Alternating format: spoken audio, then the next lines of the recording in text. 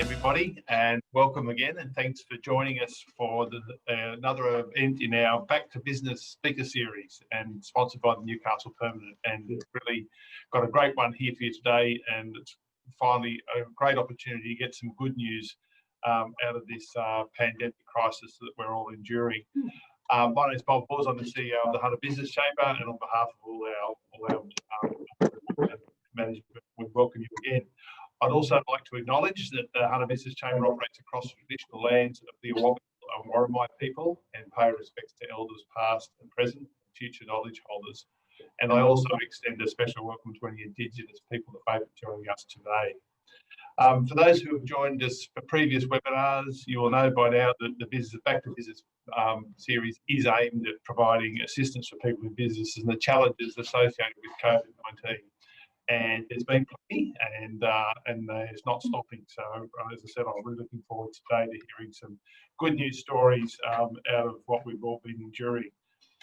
We've addressed some challenging topics, and like business closure and mental health, but today we're focusing on some stories to hearing from a number of small businesses that have successfully adapted their business models to sustain and in some cases improve their business performance through the pandemic. So let's introduce our three guest speakers that we'll be hearing from today. So firstly, Bronwyn Rundle is the marketing manager of the iconic Newcastle business Rundle Tailoring. Rundles is well known for its tailored suits, but since COVID, they've added a new best-selling line to their product offering, and we'll be hearing more about that soon. So good morning, and thanks for joining us, Bronwyn. Good morning, Bob. Great to be here. Thank you. Matt Dillow is the chef and owner of the Deck Cafe in Lovedale. When customers could no longer come to his cafe because of COVID, Matt decided to take the cafe to them.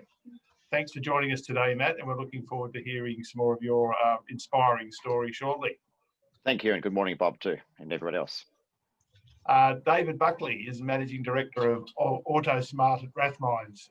We at the Chamber heard from David early in the COVID shutdown period when he was looking to pivot from making auto products to hand sanitizer and disinfectant. We'll find out more how that journey evolved and hear a bit more from David shortly. So welcome, David. Thank you very much. Good morning, everybody. We're also joined, from Matt Dillow, the Policy and Public Affairs Manager of the Hunter Business Chamber, who will MC the event today, and also Jack Ancliffe from Oasis Media, who is trying to make me look good as I struggle with this continuing thing on Zoom technology. But we're all getting used to it. We had a discussion about that earlier, and it's funny how it's now more or less a part of our lives. But the Chamber would also like to support from the Newcastle Permanent, which has come on board as a sponsor for this series. Their ongoing support is appreciated, very important, allowing us to provide these services and these webinar series to our membership businesses. We'll now go to a message from the Perm. When things change unexpectedly, we adapt. When things get complicated, we adapt. When we need to do things differently, we adapt. At Newcastle Permanent, we're adapting too, by increasing our Hunter-based call centre team to assist you and help give you some financial peace of mind. Because if one thing's certain in these uncertain times, we're here for you, and we're here for good. Thank you. And we have Matthew Chantry, Business Relationships Manager with the Perm, here with us today. And I'm now going to invite Matthew to say a few words before we get the session underway. Matthew. Thank you, Bob, and good morning, everyone. The Newcastle Permanent is delighted to be partnering with the Hunter Business Chamber to deliver the Back to Business webinar series. For 117 years, the Newcastle Permanent has supported the people of the Hunter region, from fulfilling their dreams of owning their own homes to more recently helping support the community through the turmoil of COVID-19. We pride ourselves on being here for good and here for you. In the year 2000, the Perm branched out into the world of business banking, and over that time, we have been supporting our SME customers through the growth and ever-changing nature of businesses for their personal banking as well as their business finance requirements with our suite of competitively priced products and experienced professionals. A Newcastle Permanent Business Relationship Manager is someone who you can contact and meet with initially to discuss your financial needs and goals, and who will continue to support your business as you grow, change, pivot, and evolve to take advantage of opportunities that present themselves. Our skilled and experienced Hunter-based team of dedicated business banking relationship managers are keen and ready to discuss all of your financing needs, both business and personal. But don't just take it from me. Visit the Business Hub on the Newcastle Permanent website and hear how we've supported many of our customers on their journey already.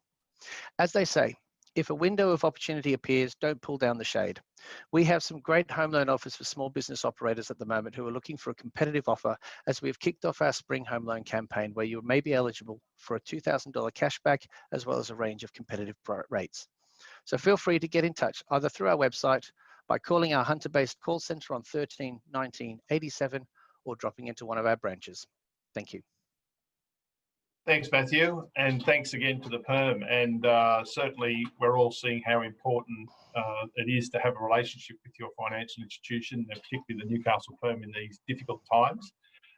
And as Matthew is saying, I implore anybody, any business out there to make sure they do contact them to see if they can help you out at this difficult period. So our panellists here are happy to answer questions today. So I invite you to please feel free to put your comments in the chat function on the Zoom panel. And also if you would like to leave your camera on, that's fine. We'll be doing what we can to mute everybody, but if you are going to start moving around and be a bit of a distraction, I'd ask you to please consider just muting your video as well.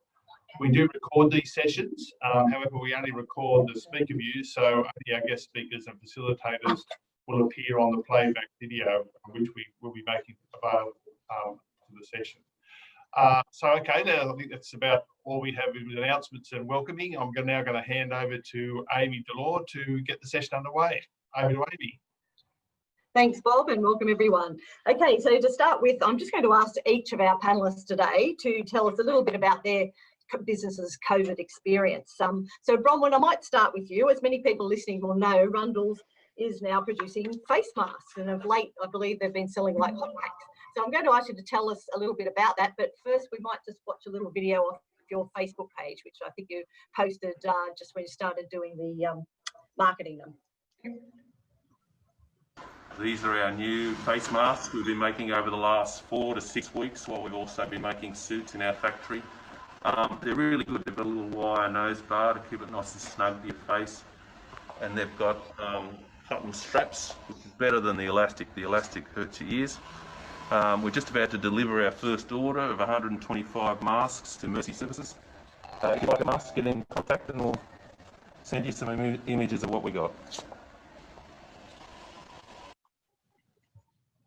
Great. So Bronwyn, I'm sure that's something a line you didn't think you'd be producing 6 months ago. Can you tell us how that came about? Sure.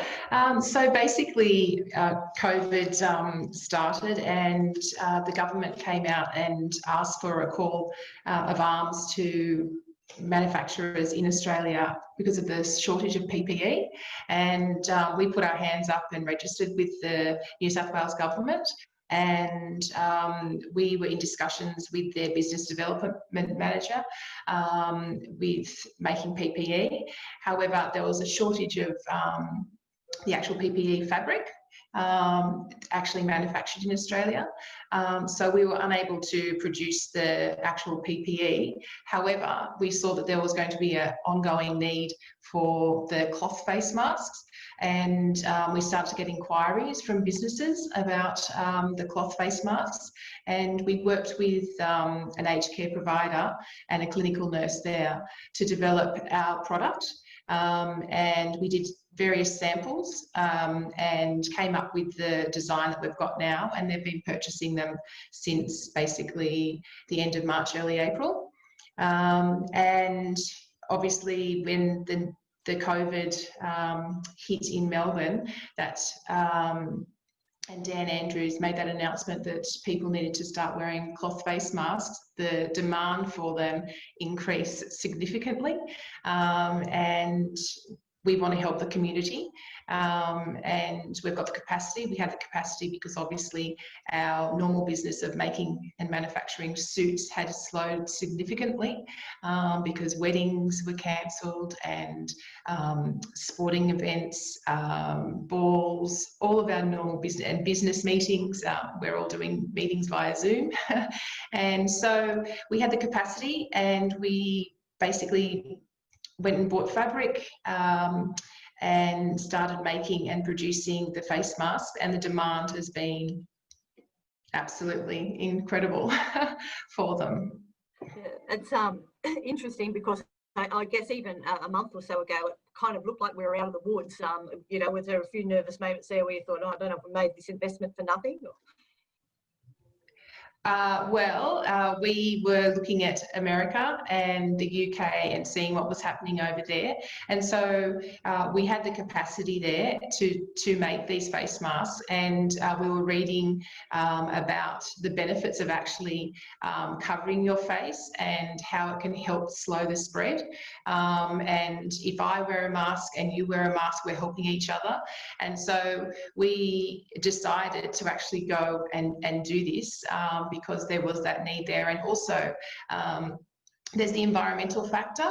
Lots of people using the disposable masks, and there's a significant impact on the environment of all these disposable masks going into landfill, and also taking them away from the people in the front line that actually need to have these PPE masks for their work. So you know, the reason why we've gone into mass production of these is to fill the need, and there is definitely a need within the community and the greater community. We're sending our masks all around Australia. We've got some going off to New York this week, and we see that this need is going to be ongoing. If you look at what's happening in Victoria, you know, that they need these masks, and we're trying to fill that capacity. So it sounds like it's become a very viable line for you rather than just a sideline. I did see you were advertising recently for new productions, seamstresses and production staff. Absolutely. So basically we've got 9 staff, and our factory was only working 1.5 days a week, and now we're working 5 days a week. We've employed 7 new people in the last week. So we put one ad up on Facebook, and it was shared over 100 times and viewed over 10,000 times, and we've had 7 new staff start, which is amazing for local manufacturing and also for the local economy. Actually employing people in this time, you know, it's fantastic for the local economy, because those people are now have got income and are going to be spending it back within the community. And not only just employing the people, but the greater need of us buying fabric. We've actually purchased 4 new machines where all of our printing work, we're getting a lot of printing material that we insert into the actual bags that we send the masks out in, the bags that we're purchasing. So all the local businesses that we're relying on, they've had an increase in business from us. So in terms of what it's doing for the local economy, it's creating employment, and it's also creating demand from us to need supplies from our suppliers. Yeah, that's a great local manufacturing story. And what's happened to your normal lines at this time? Are you still producing those as well? Absolutely. So we made a decision very early on that we were going to work, and we'll use the time. We were all on JobKeeper because our business was significantly impacted, and we made a decision to actually look at our product, our men's suit hire product, and improve that product. Because not very often you get time in a normal producing year to actually sit back and improve your product. So that's what we did, and we decided to make a new menswear suit, which is going through production at the moment. So as I said, that basically production had slowed down to 1.5 days a week, and we had the capacity there. So that's another reason why we went into the face masks. Oh, that's great, Bronwyn. Matt, I might go to you. COVID's been very hard on hospitality businesses, but you have stumbled on a way to make it work for you. Can you tell us about your initial response to COVID and how that evolved? Well, the initial response was crazy. Like, what do we do? I've just lost my career. What I do, I've been doing since I was 14 years old. And I've been in business up in the Hunter Valley and had restaurants for last just over 13 years. And from going from a successful restaurant or restaurants and catering to zero was just like, wow, what do I do now? So I turned into a takeaway from doing all this fancy food to putting all this fancy food in containers. And that's what we did at first. But then I thought, like, everyone started doing takeaways and it was hard to get takeaway containers. Everyone, all the production places got hit, like from Port Stephens packaging to your B&B supplies. They got hit with everyone just hammering them with buying takeaway containers. So it's quite hard to get them. And I was just making phone call after phone call and doing takeaways. And I just wanted to step outside of the square and bring something different rather than just whether it was a nice risotto or a nice lasagna or beef cheeks. We started off doing to bring what I was hearing from people was saying they're missing out and going to the restaurants to celebrate their anniversary or birthday or whatever celebration they had with friends and family. It all just stopped for them. And then I just thought of, well, I can take this to the next level. So I'm continuing. So yes, took it to the next level. Yeah, that's all right. So we took it to the next level, and I decided to do this thing. I do a lot of cooking classes also too throughout my career, and I do food, wine, and produce tours in other areas around Australia, from Tasmania to Margaret River. I also do New Zealand, and I was supposed to be doing cooking classes in Italy too this year, which I had 2 full tours booked there. I was supposed to be away for 4 weeks, so that was all abolished. And that's when I thought, you know what, I can bring something else, something a lot more fun. I can do these things called degustation to your door. So I'll pack everything like we would get ready for a function. We would have all our mise en place, which is all our preparation, French preparation, all our mise en place ready to go for a function or a wedding or whatnot. We'll have everything ready. And then at last minute, we put everything together, whether it was a risotto or cooking the steak, but everything's marinated and all ready to go. So there's all our last final touches. And I thought, well, yeah, I can do this and put it into little packs and deliver it to people and, take to people's houses. And then I can cook live on Facebook. And we were thinking about Zoom at first, but then that was sort of a bit too hard and with the internet and whatnot. And then and having how many people we were going to get. And we thought we'd do 80 people. We'll do, I'll do live Facebook videos and people will watch each course. So we started first course at 5 o'clock and second at 6, 7, 8 and 9 o'clock for dessert. So the 5 courses.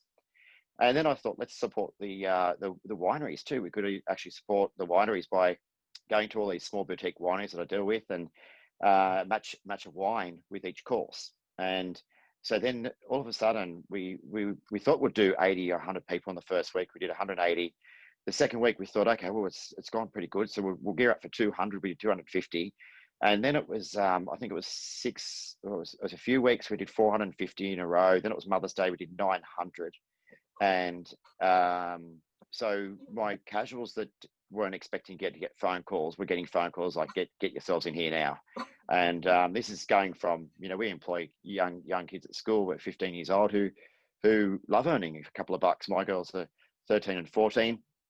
And they do work in the restaurant from here and there.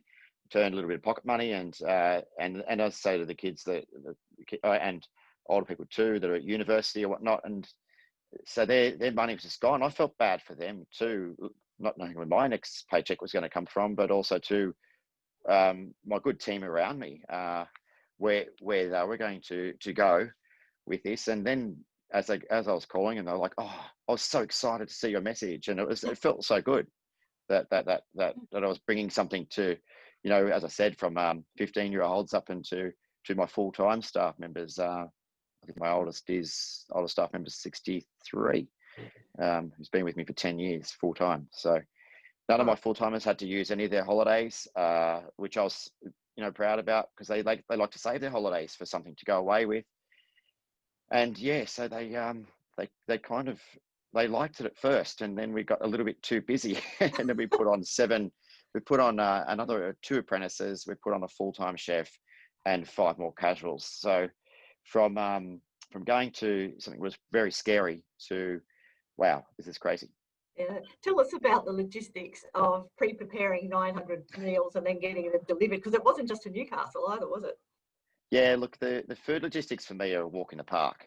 The hardest part about the food logistics, I guess, which never a problem, was getting fresh seafood. So we could get salmon, which was no problem, but there was no fishermen going out to catch blue-eye cod or whatnot. So then that was a bit of a technical. We had to be careful with the menus I was writing to reflect on what produce was out there and also getting the freshest produce.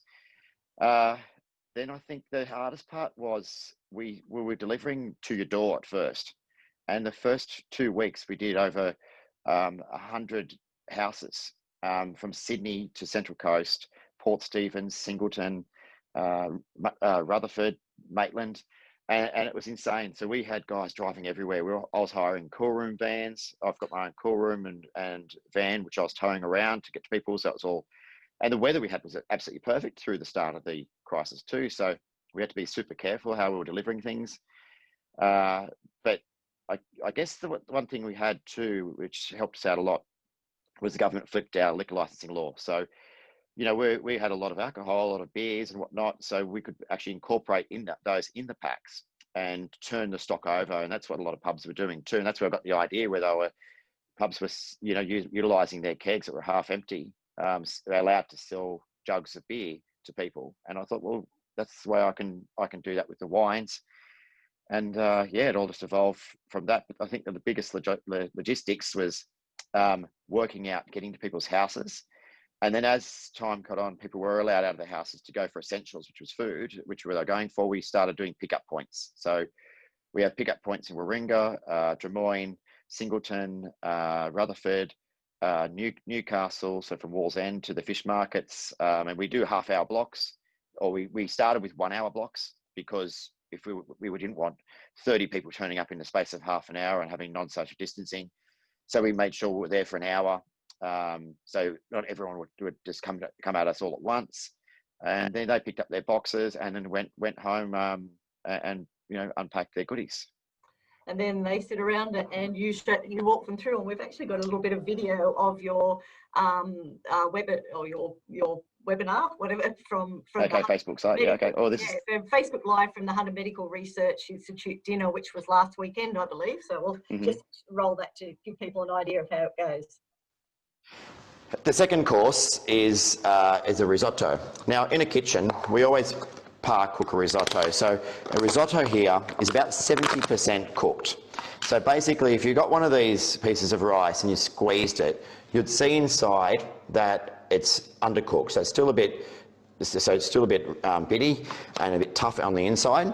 And basically, that's exactly what we want to do. When we cook a risotto for a restaurant or any functions or whatever else, and we'll cook it and then have it ready to go. And then when we get an order, then we finish it off, which is exactly what you're doing tonight. So you're actually doing a dish how the chefs do it in the kitchens. Hope you're enjoying the show so far. Oh, by the way, I need to let you know that thank you very much to Flanagan's tonight for dressing me in my attire. He's a lovely guy there, Rob over there at Flanagan's Menswear in Cessnock. I told him what I'm doing, and he's a great supporter of any charity, and he's chosen to support me tonight and give me a nice little shirt and bow tie to wear tonight to look a bit smart. My daughter said I look like a penguin, but anyway. Okay, well that's not very accommodating to your daughter. I think you look very smart there. Look, a couple of things out of that. Like obviously that, you know, even the menswear retailer, there's been a lot of flow-on effects, as with Bronwyn's experience for local businesses through this experience as well. Yeah, look, like I try to look after everyone in our own area. As I said earlier, for the small wineries, who were so grateful. We actually ended up selling over the time 350 dozen cases of wine. So the wineries were turning over their wine; they were getting income. There was one from Stomp Wines. They're just a couple, a husband and wife, and they've got a small little boutique cellar door, which is absolutely beautiful. They're in Lovedale, and they were so grateful that we were doing something for them, and it actually brought them more business because people who actually enjoyed their wines and then went back to them. So that was, you know, pretty special. But and then Rob giving me the shirt and the bow tie the other night. Yeah, so I don't always wear a shirt and bow tie when I cook, guys. So, but and have you know too, that's my 13-year-old who has been filming pretty much about 80% of the videos throughout the time. And right at the start, I was even worried having a staff member come over to film. Just didn't want any backlash or doing anything wrong. So yeah, my 13-year-old and 14-year-old helping in the kitchen, making sure the table's set, looking good, and so they've learned a lot out of this too, and they've done a fantastic job. So hats off to them too. So yeah, done very well. Yeah, that's great. What about in terms of the value proposition for your customers? Have you had good feedback? I think you said you were charging, was it $70-$80 a head for the degustation? Have you had good feedback that people feel like they've enjoyed the experience and they're getting their money's worth, even though they're not sitting in a restaurant and being served? Yeah, look, they are. They're actually very good to me. They actually say that I should be charging more, and I. So look, it wasn't about making money. All it was, and what I've been told in business, and I've been in business for 13 years.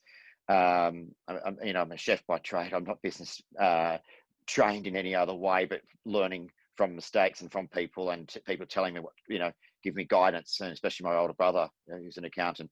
I think the biggest thing I've learned is if without cash flow, you do not have a business.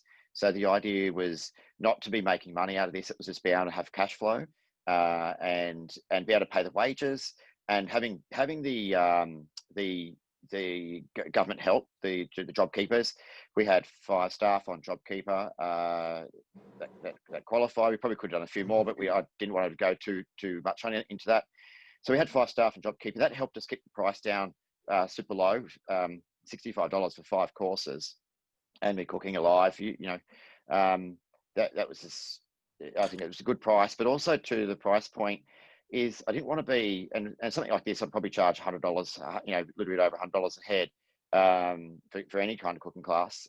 Starting point is that price, but it wasn't about that. It was about getting people on board and having fun, and I think if I had to charge $100 a head, I wouldn't be doing anywhere near the numbers.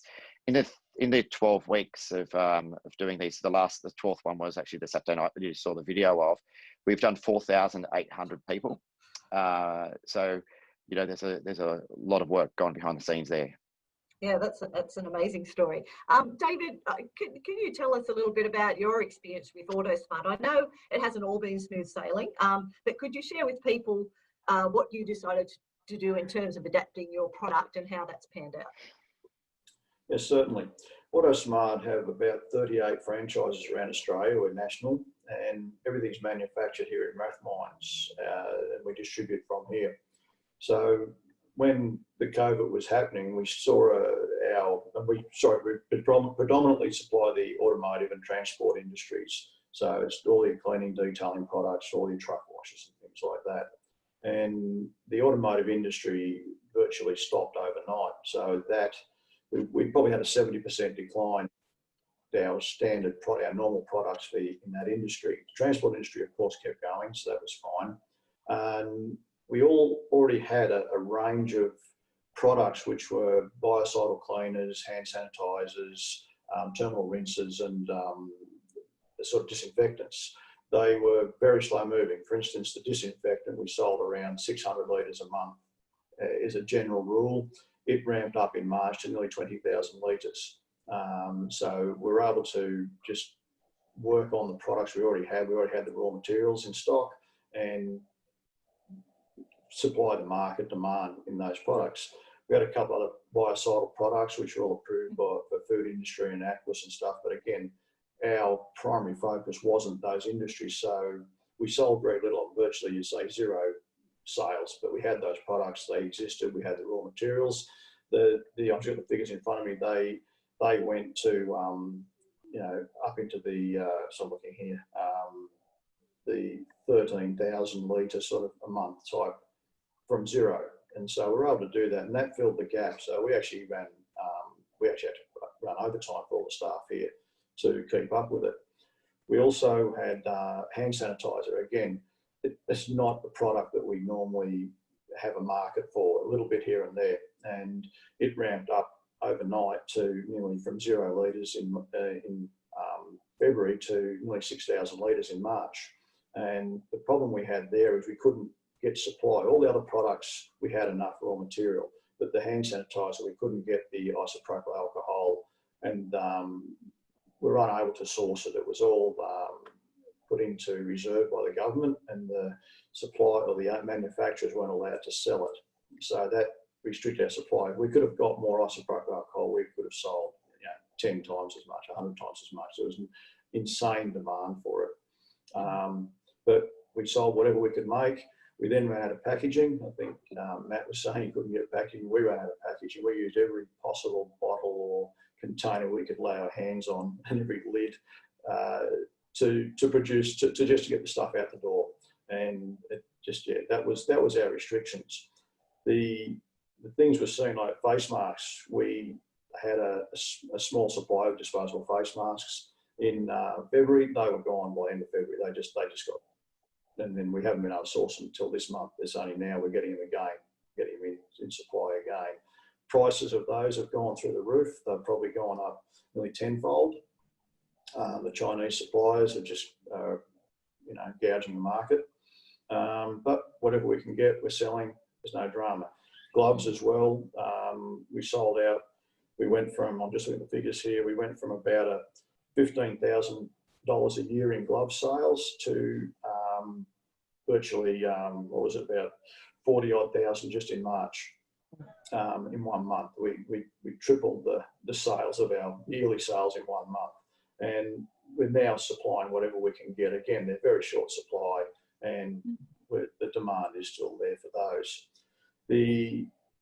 The problem we had was we did secure a lot of ethanol and isopropyl alcohol, but it arrived after the demand had finished. So, and a lot of packaging. That's all here. It was all ordered, but it didn't arrive until the demand ceased. And basically in June, the demand for all of those products stopped. They went from those sales, the figures are now zero on most of those products. We don't sell any of it anymore.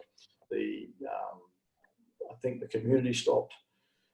I had an oversupply of it and stopped the desire to using it, and then the Chinese supply of all those things arrived as well. So that sort of knocked us out of the market.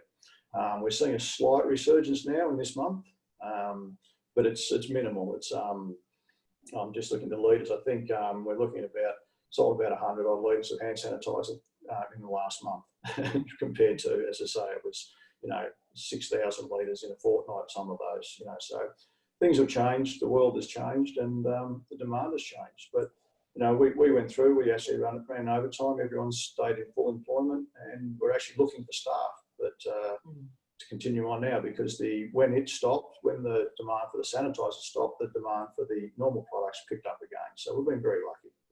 It's going to be a good industry. Yeah, certainly some ups and downs, but it sounds, as you say, like it was at the very least able to help you and your staff get through a difficult time. Have there been lessons learned in some of the challenges, like addressing the supply chain issues? Do you think you've become more resourceful in that regard? I'll be honest, not really. We applied to all the different departments. I pestered the ministers to try and get some isopropyl alcohol released to us.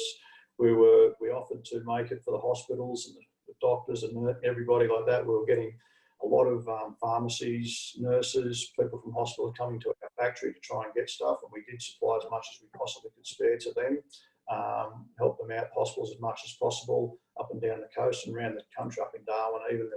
We sent stuff up there to help out as much as possible. We tried to get the alcohol released to us and I was happy to do it for the government, for their sites, but nothing was forthcoming. At the end of the day, there was zero given to us and zero demanded from us, and officially, as I say, it was all whatever we could do for the people that came to us and asked. So although there was the offer of apply, and we did, it went nowhere, to be honest. There's some interesting observations there about the fact that you do have to take some risks and stick your neck out. It doesn't always pan out the way that you thought it might, but your experience, and indeed those of all of our panelists, also throws up some interesting observations about the merits of hibernating a business as opposed to trying to keep cash flow going. Early on in the piece, there was a lot of talk about hibernating. We all thought this was going to last a few weeks or a month or two at most. Did you all consciously, and I'll ask you first, David, make that decision to try to keep cash flow ticking over, even though you may have thought that it was going to be a short-term interruption initially?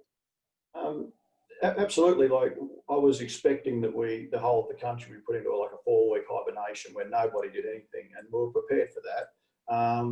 But of course that didn't happen. We went into this sort of not quite doing that mode. So we had to keep cash flow going. We had to keep the people employed and keep it happening. Now, not only the 17 staff I have here, but I have those 36, 38 franchises around Australia.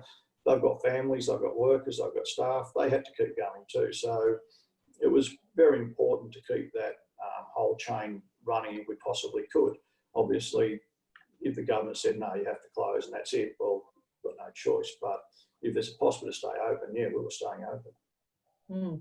Matt, you mentioned to me in an earlier conversation too about that aspect. You said you looked at your books early on and thought, oh, look, you've probably got enough to pay the staff and keep going for, I think it was a few weeks or so, but it was important to you to keep the business ticking over? Yeah, absolutely. Like, as I was saying earlier, like to use all their holidays straight up and then come back to maybe no job was devastating for myself and then my staff who were like family. We're a small little restaurant and we're very close. But yeah, I just don't think that there was an option for me to bail out. I think one thing I always thought of is my grandparents or our grandparents went through a lot more through worse times, through depressions and whatnot.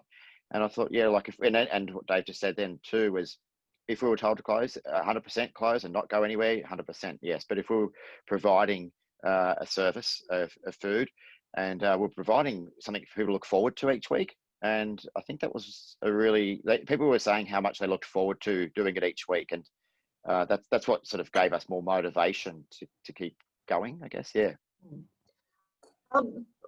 Bronwyn, what are you looking to do going forward in terms of your business model? Do you expect that these new products will become sort of part of your business for the longer term, and how do they fit in with what you were traditionally doing? Sure. So basically, we made the decision to make the face masks, and I think basically in the medium to long term that we will be still making them, and we'll be looking at actually developing similar products because there is that need out there, and there's the refocus on purchasing local and local manufacturing. So we're definitely looking into making this part of our business going forward.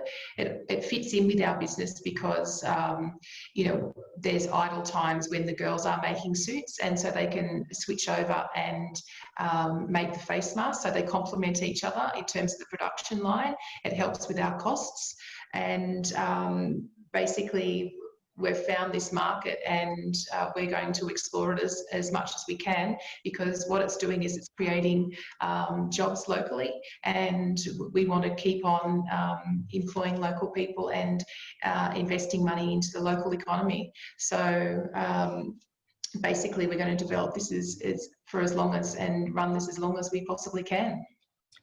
Yeah. What about you, Matt? I think you said that you last weekend's degustation was going to be your last online one for a little while, because you've actually got your actual restaurant open now. But I guess there's a model there that you can switch back to if the need arises. Yeah, look, absolutely. I did say it was the last one last week, and I also then after seeing everyone and delivering all the packs, they were like so excited to do it once again. Plus, we had a lot of new people being supporting HMRI this last week. I think we had 130, 140 new people who hadn't done it before, and then the emails we get afterwards, how much fun they have. It sort of gave me a bit more. Okay, I can do another one. So now we're doing Father's Day, and they don't know this yet. Well, now the word's going to get out, but I'm actually working on a Christmas one too. But we were supposed to be flat out starting from next week, and we're not, because more weddings are getting cancelled. And so we're losing a lot more weddings, all the functions at Tambalanxa, all the catering there. So we're losing a lot more work. So you know what? It's creating more work. If I keep doing these, I can keep giving my casuals work that we're anticipating working all these weddings and off-site events that we do, because the restaurant is actually busier than ever through the school holidays and ongoing. People heading out from Sydney. It's slowed down a little bit the last couple of weeks because of a bit of scare we've had. But I think we had 5 weeks of just, I could not believe how busy the cafe had been. Like, it was just like a Easter weekend every single weekend. And we missed out on Easter this year. I think I did 2 coffees on Easter Monday when we probably usually do about 350 people. So, yeah. Okay, and I'll just remind everybody, if you've got any questions for our panellists, please put them up on the chat. We're happy to put them to our 3 guests today. David, you mentioned before that the demand that you initially saw for the products that you were making has now kind of lapsed again. But is there capacity there that you didn't have before that you may be able to re-employ, or do you think it's...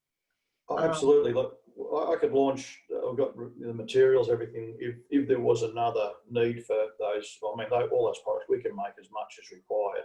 As I say, it's just that the market has sort of lost I'll be honest, I think they've lost the desire to clean and wipe everything at the moment. And it's sort of lacking. We have seen a slight resurgence from Victoria, but it's very minimal at the moment. And the other side of things is people have probably stocked up. People have probably got a lot of supply in their cupboards or whatever. So it's probably twofold: a lack of desire to wipe and clean, and people have got got supply from back in March and April. It's interesting in that, David, as you say, there's a lot of in the bulk of the market. There's now movement, now talk about it being supplied. But I think Bronwyn and Matt, what you pointed out is perhaps that looking for that extra bit of customisation has allowed you to keep doing what you're doing. Bronwyn, I'd be interested to, with your printing thing that you've said you've sent up, have you got the opportunity to sort of do customised masks where people actually put their brand on there or whatever it is? And is that an opportunity that you're looking to expand into, or are you just got a series of masks that you've just got up there that people can pick from? Sure. So basically, because the demand has been so high, we've just been selling the ones that the fabrics that we have, and that's been another critical point, is that the supply of material in Australia for cloth masks, that's all drying up because there's so many people making, and ensuring that you have a constant supply of certain fabrics has been difficult. In terms of customisation, we have had a few businesses approach us. We're making some for Subway, we've made some for Doughheads, NHS, and Newcastle Airport. We're making them for those, and it's about what fabric they need. We haven't actually sourced a printer to print the fabric. However, if they come to us with their fabric, we can definitely make up masks for their businesses, and that's something that we're definitely doing at the moment. Yeah, excellent. And Matt, I guess in your set, it sounds like, as you said, it could be a morphing of where you had this product into, a more recognised celebration. So is it an opportunity for, you said Father's Day and potentially Christmas, but for people, even though weddings, for example, as you know, are probably unusual in themselves, but other things like people's birthdays or things like that, where you could accommodate large groups that are integrated, as opposed to just being to the general public on a particular event on a particular day or night.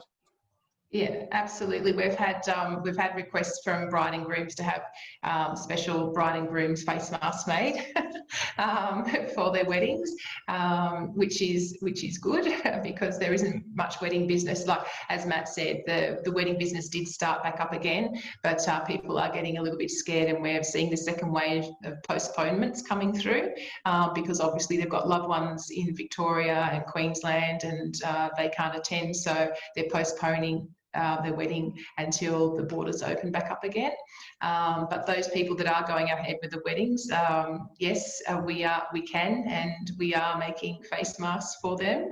And any business that is looking for masks for themselves and their business can approach us, and we can look into doing some customised ones for them. Thanks. And Matt, have you got similar inquiries? People wanting to do either corporate type functions or 60-year-old or 50 or 30 or whatever they are, birthday things where you're just accommodating a particular group? No, we go for all different groups. I guess the first one I was starting, I spoke to a lady named Vicky Woods and Bruce Woods, who used to own the Largs Hotel, the Bush Rangers in Largs, and I said to them, how about we do a degustation for your sommelier group, their wine group, and they can all get their own wines, and you can match the wines, I can match the food with you. And that's how I thought I could do it in a small way, but then it branched out to what it is. But I guess just from hearing people's feedback of how much fun they have doing these, they want to do, even though they said, are you going to keep doing these when we go back to normal? Well, yeah, like, let's keep doing it. And it's just like, I ride the wave. And it's brought a lot more business to us. And actually, when we reopened the cafe, we were always an upmarket sort of cafe. You know, we would have a nice risottos on there and whatnot, but we've actually reopened as a more a tapas sort of style menu. And because people were asking us, is this the type of food we get when we come to the cafe at Lovedale? And I was like, oh, sort of. Well, we got great food, but it's not like the degustation. I thought, well, let's change it. So we flipped our business, and we get people coming into the cafe now asking the staff, oh, when's the next one? Or is Matt going to keep doing them? And yeah, so I think I just like to keep everyone on edge at the moment and just give them little surprises here and there. I'm interested in just something from each of you on what broader learnings this whole COVID experience has brought for you as business owners. David, if we could perhaps ask you first. Sorry, I missed the question. Sorry. What sort of broader learnings has this whole COVID experience brought for you in a business sense, as a business owner and operator?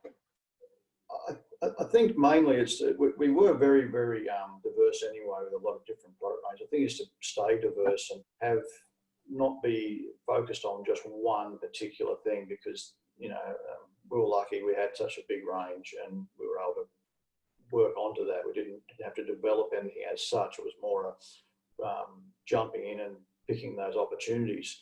And so it's just to be diverse, and I think also to have something, I guess, an emergency fund, just to make, to allow you to live through those few weeks that you might have to, if it's that short or whatever, to try and survive in case of emergency fund. I mean, it's hard to ask for a lot of people, but it's something there that I think to me it's important to know that you could survive for a month or two before things got desperate without any business.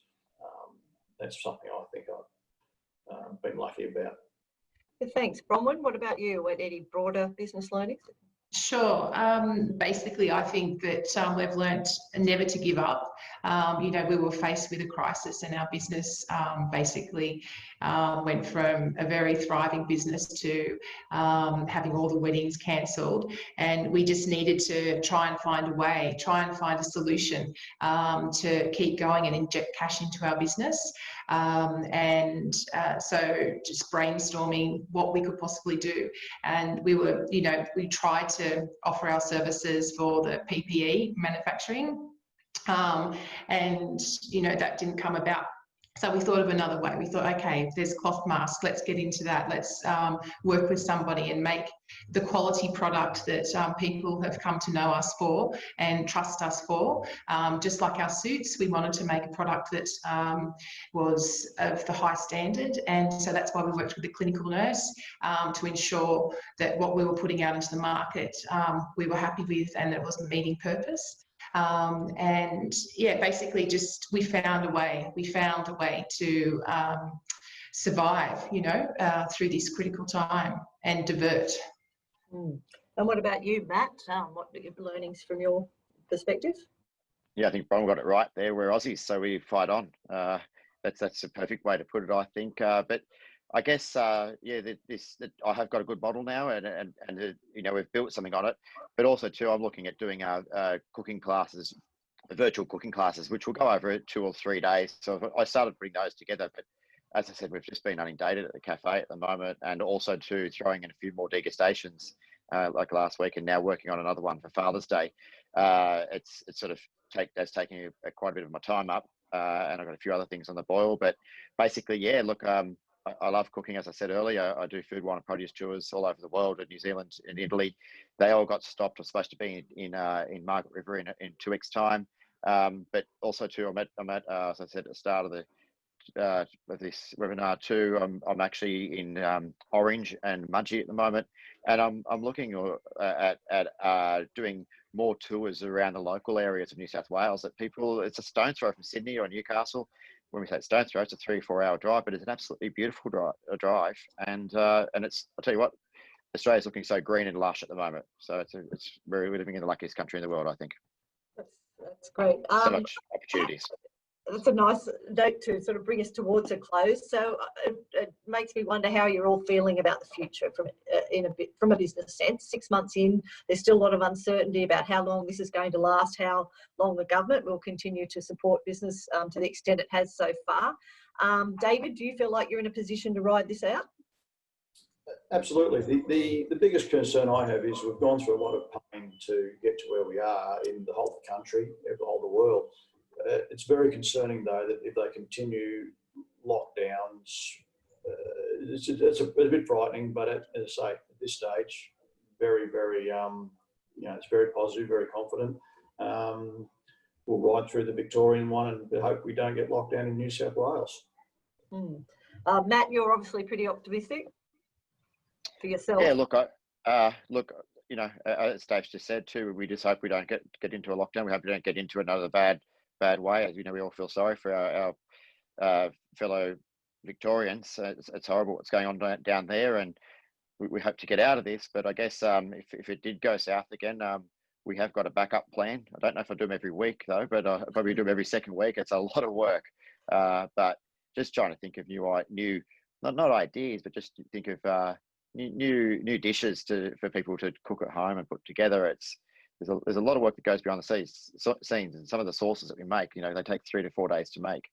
And you don't know each week how many people you're going to do, so you've got to make sure you've sort of got enough to cover those last minute people that are ordering, and you want to look after everybody as much as you can. But yeah, look, I guess we'll just hopefully just keep our heads above water in New South Wales and the rest of the country. And Bronwyn, what about you? Do you feel that Rundles is in a stronger position now to sort of ride out this period? Absolutely. Definitely. The way we've pivoted has allowed us to have 2 businesses basically that complement each other. So if, with the weddings slowing down, obviously the demand for face masks is up because, we're in restrictions. However, if, things get better, and which they will, the weddings will start increasing again. And so the manufacturing of suits for weddings and for business and other events will increase. So we've got 2 businesses that are complementing each other and can work together to help us ride out this very uncertain time. Yeah, there's some important lessons there, I think, and thank you very much for sharing that with us. I mean, the staying positive is very important, and we know that's not easy. But I know that the work hard ethic that you've all obviously put into it, that none of this comes easy, even with the pivot. There might be apparent markets there, but you still have to do stuff to respond to them. And I think the idea of this new normal, that we do have to all think about how we adapt business.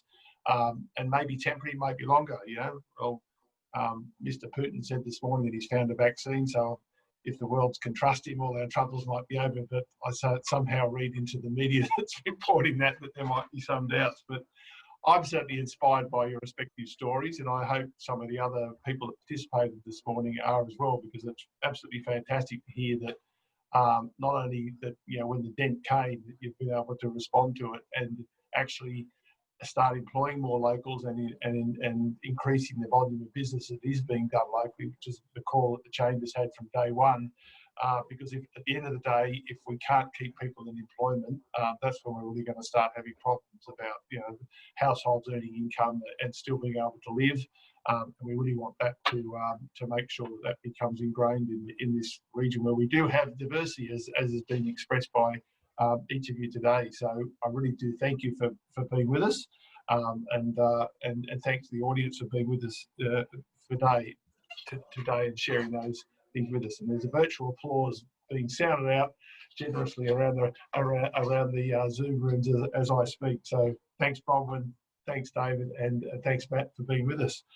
That is the last in our current series, and I really want to thank Amy again for putting it all together. I know she's dealt with everybody through this thing to make sure these things operate smoothly and go well, and be able to coax out these great stories that so many of you have been able to share with us today, and show how the region is facing some resilience and responding to this crisis.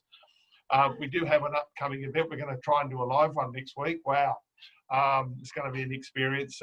We have a limited opportunity for people to attend, to come along and hear, excuse me, Marty Adnam from Out of the Square Media, who has done some interesting things to pivot his business to try and keep not only the region in front and centre, but also create opportunities for businesses as we try and respond to the crisis. So if you are able to attend, as I said, it is limited because COVID restrictions mean that we can't have a room full of people, and the people that are in the room have to abide by certain precautions that are in place. So if you are interested, details are on your screen, and please feel free to book on our website.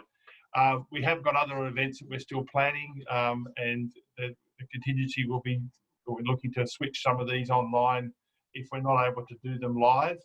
That's just a fact of something that we have to deal with, but we do hear a lot from our members that they would like, where possible, and it can be done safely, to reconnect. But hopefully the webinars are filling that gap for now. I feel they've done a great job in doing that, and we do appreciate your feedback and welcome it as to what more we can do to help our businesses get through this crisis and impart information that might be useful and helpful for you to all. So thanks again for being with us today. Thanks again to the Newcastle Permanent for supporting the Back-to-Back series, so Back to Business series. And thank you very much for tuning in. So have a great day, and I hope to see you at either a face-to-face or another webinar in the very near future. Thanks again. Bye for now.